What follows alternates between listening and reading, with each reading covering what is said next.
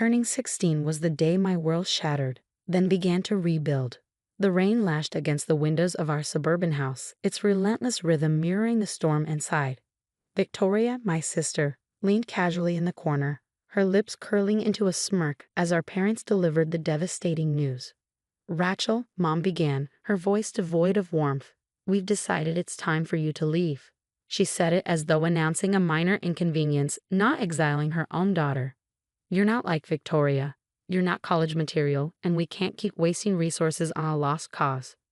Dad remained hidden behind his newspaper, as detached as ever. Meanwhile, Victoria stepped forward, the sharp click of her designer heels punctuating the silence. "Don't take it too hard, little sister," she cooed, her fox sympathy unmistakable. "Maybe you'll find work as a janitor. That seems more your speed." I stood frozen, my backpack clutched tightly, trying to comprehend their cruelty. The signs had been there all along. Forgotten birthdays, constant comparisons, and praise heaped on Victoria while my efforts went unnoticed. But this was beyond anything I had imagined. Victoria had always been their golden child, their prodigy. While she enjoyed private tutoring and elite dance classes, I scraped by, funding my own school supplies with part-time jobs. Even when I earned a B average despite the odds, the only response was, "Why can't you be more like your sister?"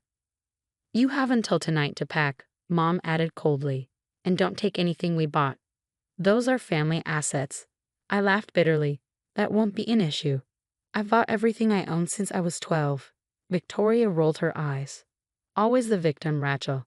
This is why you'll never amount to anything." That night, packing my few belongings into a battered duffel bag, I vowed to prove them wrong. Not just wrong, I would succeed so spectacularly that their betrayal would haunt them forever. What they didn't know was that I'd spent the past year secretly learning to code. Every dollar I earned working at the cafe went toward online courses.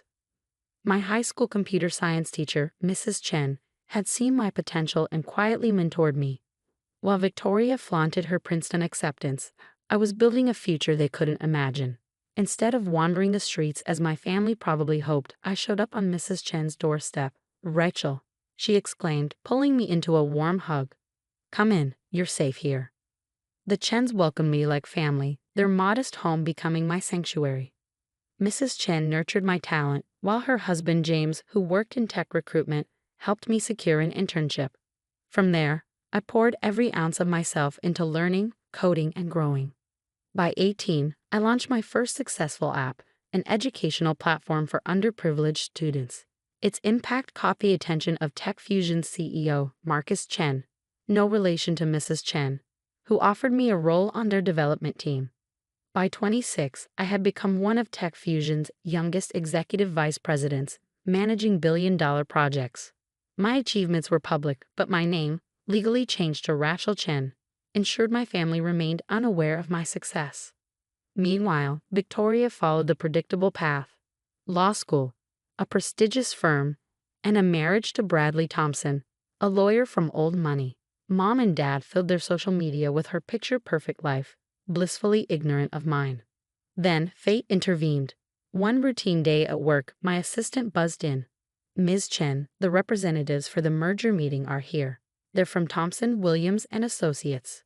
My heart skipped a beat. Victoria's firm.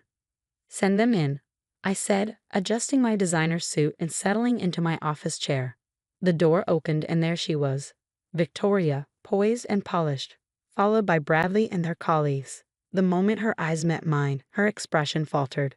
Her Hermes bag slipped from her hand, hitting the floor. "Rachel?" she whispered, stunned. "How?" I smiled coolly. "Welcome to TechFusion. Shall we discuss the merger?" Victoria's composure crumbled as realization dawned. Her nothing of a sister sat in a corner office towering over the city, commanding a power she never dreamed I could hold. "This can't be real," she stammered. You're not supposed to be here." I leaned back, the weight of my triumph speaking louder than words. "Well, Victoria, I'm here. So shall we begin?" Bradley cleared his throat, attempting professionalism. "Ms. Chen, we weren't aware of your connection to Victoria." I let the moment linger, savoring the sweet taste of vindication. "No, I'm sure you weren't aware," I replied, my voice calm and sharp. Just like you probably didn't realize your firm's future rests entirely on my recommendation regarding this merger." Victoria's face, already pale, turned ghostly white. The weight of my words settled on her like an avalanche. 10 years ago, she had laughed as our parents cast me out. Now the life she built on superiority and control was dangling by a thread, and I held the scissors. The meeting that followed was one of the most satisfying moments of my life. Watching Victoria squirm under the weight of her crumbling facade felt like justice, but this was just the beginning. She had no idea what was coming next, and neither did our parents. Revenge, like success, is best served with careful planning and perfect timing. As Victoria and her team left my office, I saw the cracks forming in her once impenetrable confidence. Everything she thought she knew about herself, her power, her superiority, was unraveling in real time. This was just part one of a decade-long plan. The real blow was yet to come. News of the meeting spread quickly through her circles. Within days, whispers of my identity replaced the reverent mentions of her accomplishments. Rachel Chen, the tech genius, the prodigy on magazine covers, the self-made millionaire, was no longer just a name in the tech world. To Victoria, I was the sister she had dismissed and discarded.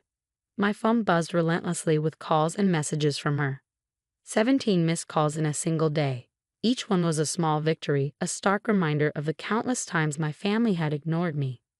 "Ms. Chen," my assistant Sarah's voice came through the intercom. "Your sister is in the lobby again. She's insisting on seeing you." I glanced at my Rolex, a symbol of how far I'd come from that 16-year-old girl in thrifted clothes. "Let her wait," I replied smoothly.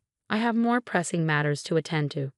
Those pressing matters included signing the final paperwork for Tech Fusion's acquisition of Thomson Williams and Associates. But not through the merger they desperately sought.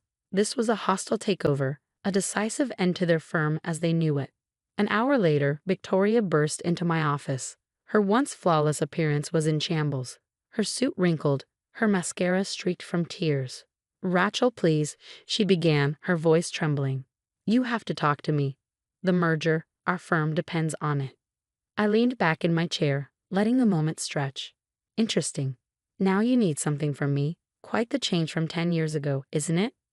"I was young," she protested weakly, desperation etched into her features. "We all were." I didn't understand. "Didn't understand what?" I interrupted, my tone icy. "That treating your own sister like garbage might come back to haunt you. That the person you threw away might actually amount to something." She sank into the chair opposite me, the weight of her guilt pulling her down. "What do you want, Rachel? An apology? Money? Just tell me." I laughed, a sound as bitter as it was triumphant. "Money? Victoria, I make more in a month than you do in a year. And as for an apology," I rose from my chair and walked to the floor-to-ceiling windows overlooking the city. "It's far too late for that. Mom and Dad want to see you," she whispered. "They're devastated they didn't know about your success." "Devastated they missed out on the money, you mean?" I replied, not bothering to mask my disdain. "Tell me, did they ever look for me after throwing me out? Did any of you?" Her silence was answer enough. "Mrs. Chen looked for me," I continued, my voice steady with resolve. "She and her husband gave me a home, believed in me, and supported my dreams. They're my real family." Victoria's eyes widened in realization. He changed your name to Chen." "I did," I said simply. "The moment I turned 18. I wanted nothing to do with a name that brought me nothing but pain." Just then, my phone buzzed. A message from Marcus Chen, Tech Fusion's CEO. "Acquisition approved by the board. Proceed as planned." I turned back to Victoria, my expression unreadable. "You'll be getting some interesting news about your firm soon. I suggest you update your resume." Her panic was palpable. "What do you mean?" I savored the moment before delivering the blow. "Tech Fusion isn't merging with Thomson, Williams and Associates," I said, each word deliberate. "We're buying it, and our first order of business is restructuring the management team." The blood drained from her face as the implications sank in. "You can't do this. Bradley's family, their connections." I laughed outright this time.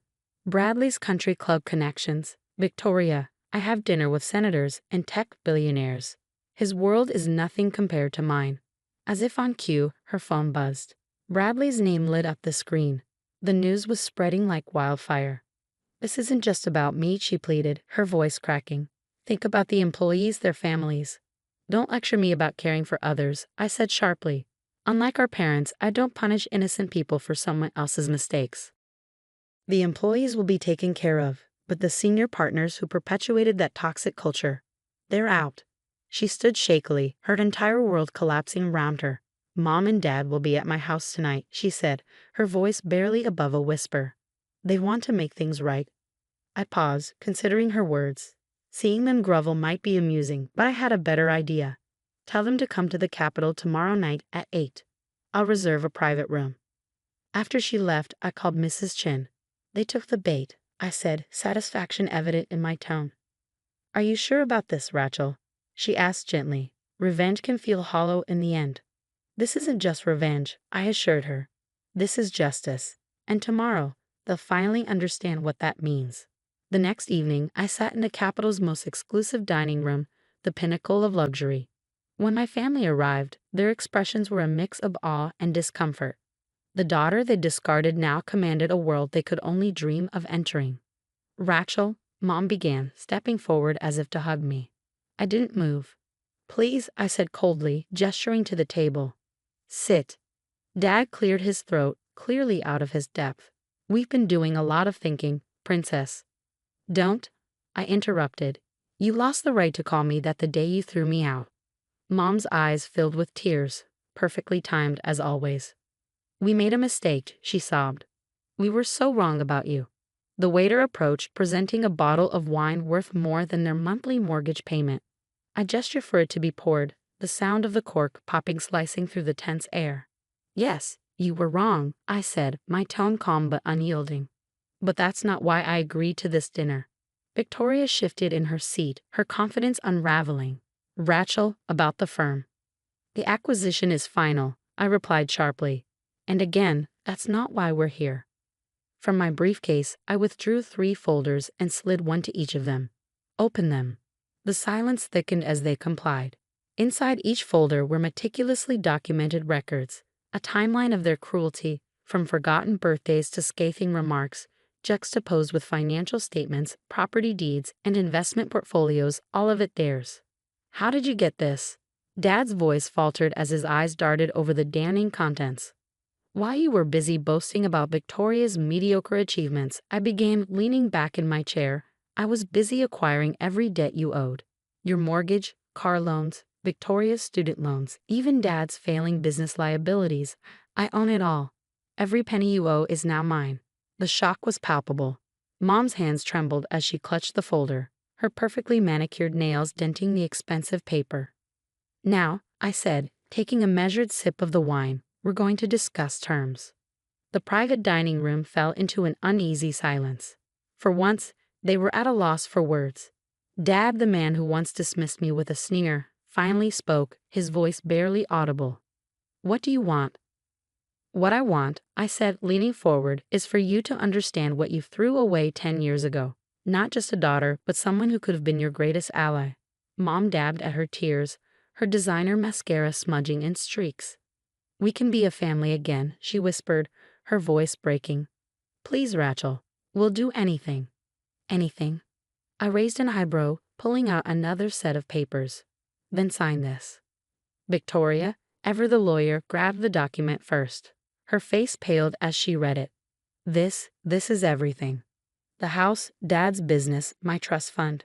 Precisely, I said coolly. Sign it all over to me and I'll erase your debts. Refuse and tomorrow, I'll foreclose on everything.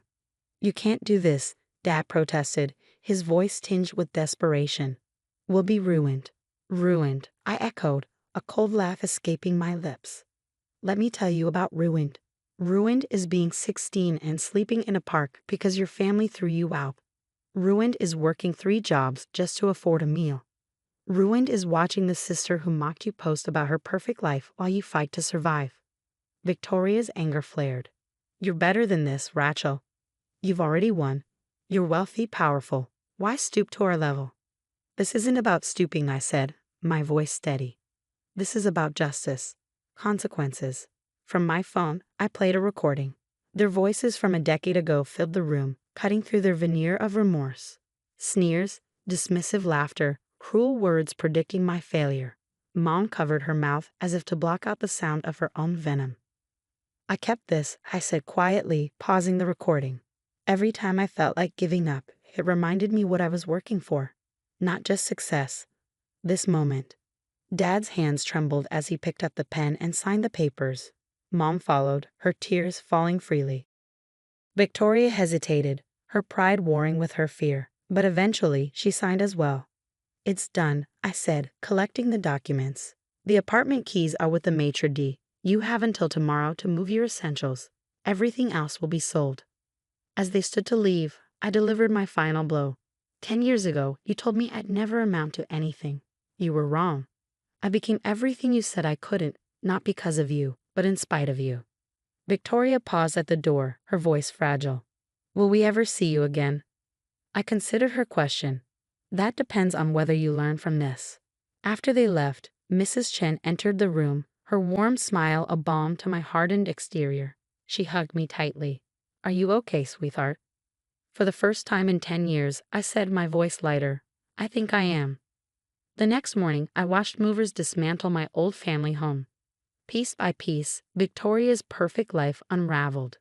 Dad's business was already undergoing restructuring, and Mom's social circle buzzed with the scandal of their fall from grace. But revenge wasn't my ultimate goal. I had something bigger in mind. The following week, I announced the creation of the Chen Foundation for Youth Empowerment. Its mission, to support abandoned and struggling teens, giving them the tools to rewrite their own stories. When I unveiled the foundation headquarters to Mrs. Chen, she cried. "This," she said, her voice thick with pride, "is your real victory, turning pain into purpose." She was right. The legacy I was building wasn't born from vengeance, but from hope. Each teenager who walked through the foundation's doors would find the support I once needed and received from the Chens. Months later, a letter arrived from Victoria. She wrote about her new life, working as a paralegal, living in a modest apartment, and finally understanding the value of humility. I didn't respond. Instead, I anonymously donated to the legal aid clinic where she worked, ensuring they could continue helping others. Success, I realized, wasn't just about proving my family wrong. It was about proving to myself that resilience could triumph over cruelty. My biological family may have abandoned me, but their rejection had forged me into someone unstoppable. Someone who not only survived but thrived and used that success to lift others. In the end, I had gained something far more valuable than revenge. I had found freedom, purpose, and an unshakable peace.